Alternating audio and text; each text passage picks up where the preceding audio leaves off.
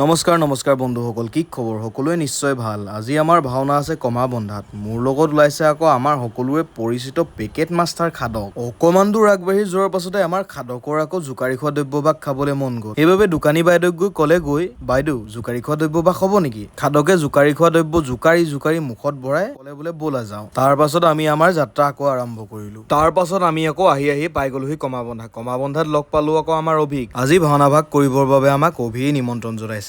অভিও আজি নিজে ভাওনা কৰিছে, সি গাইছে হেনো আজি মন্ত্ৰী। লাহে মেকআপো আৰম্ভ হ'ল, সকলো মেকআপত বহিছে। আজি আমাৰ খাদকে গাইছে হেনো শিৱ। খাদকক সাজু হোৱা দেখি ময়ো বোলো লাহেকে মেকআপটো আৰম্ভ কৰোঁগৈ। তাৰ পাছত ময়ো মেকআপ কৰি সাজু হলো। ৰ'ব, এতিয়া আমাৰ খাদকে আপোনালোকক এটা প্ৰক্ৰিয়া শিকাব। যেতিয়া ঢেৰ মানুহ থাকে আৰু জোকাৰি খোৱা দ্ৰব্য থাকে এভাগ, তেতিয়া আপোনালোকে কেনেদৰে জোকাৰি খোৱা দ্ৰব্যভাগ মিশ্ৰণ কৰি মুখত ভৰাব। এয়ে হৈছে আমাৰ খাদকৰ সুন্দৰ প্ৰতিভা।